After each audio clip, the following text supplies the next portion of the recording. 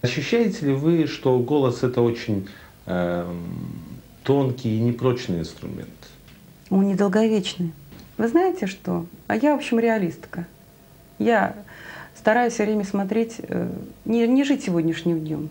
То есть, а что будет завтра? Я все время задаю себе этот вопрос. Почему? Потому что, ну да, сейчас я, может быть, нахожусь на самом пике своей формы. И физической, и, так сказать, уже вот какой-то такой вот психологической и профессиональной. А ведь есть особенность человека стареть, понимаете? Ну хорошо, я вот 5 лет, 10 может, а через 10 лет я уже не смогу выйти петь «Кармен». Даже, может быть, я и буду в форме, я просто себе этого не позволю. Почему же? Ну потому что нужно, я считаю, что нужно в первую очередь уважать себя. Тогда будут себя уважать окружающие. 60 лет «Кармен» — это уже, извините меня. На что вы будете делать в 60 лет? А я считаю, что очень масса есть возможности себя как-то по-другому проявить. Вот, например, Лилия Соляник. Она ушла из театра, ее до сих пор вот как великолепную певицу, великолепную Виолетту. И она ушла и нашла себя на поприще педагога. Она работает, она воспитывает молодое поколение. Знаете ли вы своих постоянных слушателей? Ну, я не знаю, насколько их много, но вот небольшая горстка моих ярых поклонников, я их знаю в лицо и по именам. И, в общем, знакома с ними довольно тесно. Скажите, Вы общаетесь с ними? Да. А это общение с их стороны сводится только к комплиментам в ваш адрес, к восторгам, или они что-нибудь еще говорят? Ой, вы знаете, вообще и не только комплименты, не только восторги, не только цветы. В общем, они стараются мне помочь. Ну вот, знаете, я для них вот актриса, которую они хотят видеть все время в форме и, так сказать, вот на сцене как можно чаще. И стараются чем-то помочь, предлагают свои услуги. Ну, я, конечно, их стараюсь не принимать, но и иной раз прибегаю. Услуги какого рода? Помощь. Вот, например, в частности, я уезжала на фестиваль Собиновский, у меня животных двое и сын.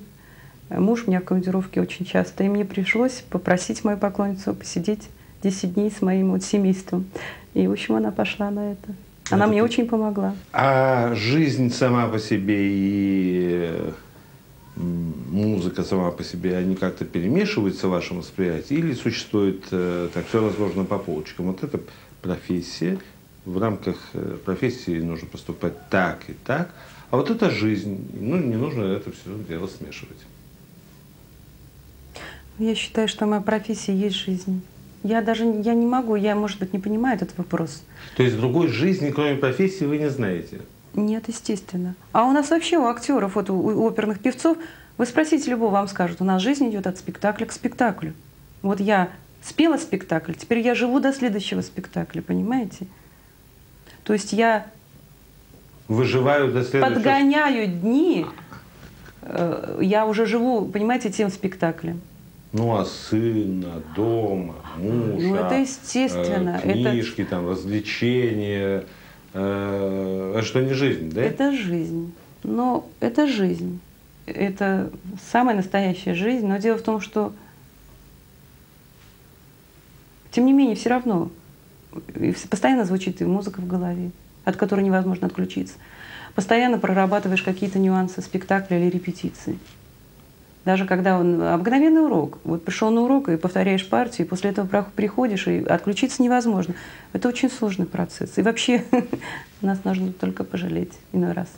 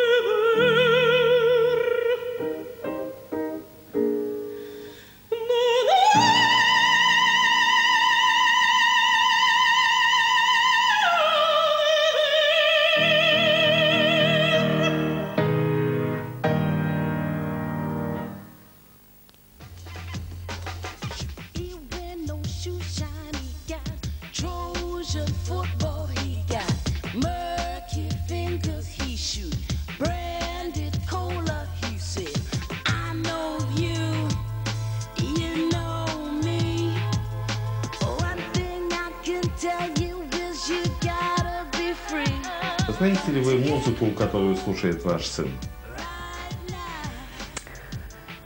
Ну, стараюсь, во всяком случае, интересоваться.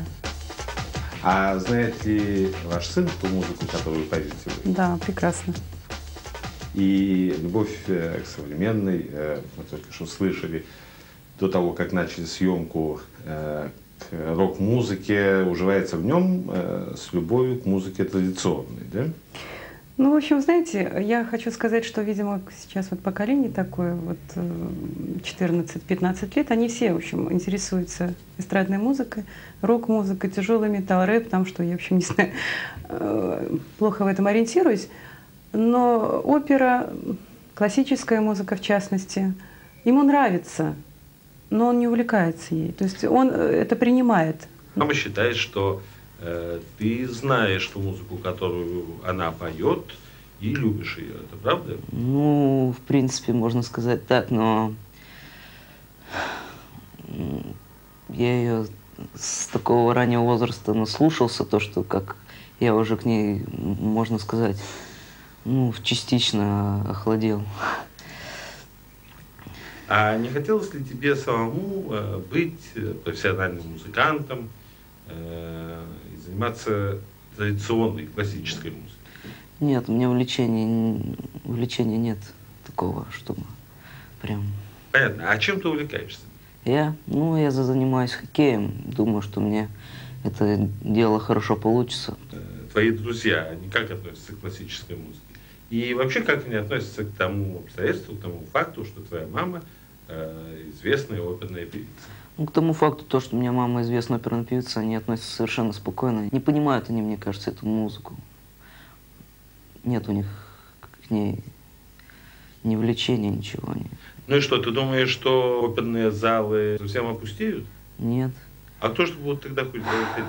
Ну... Если твои друзья не будут и... Есть другие люди, другие дети, я даже знаю некоторых таких, которые интересуются, им это нравится. Я думаю, то, что будет публика в будущем, будет тоже ходить мое поколение.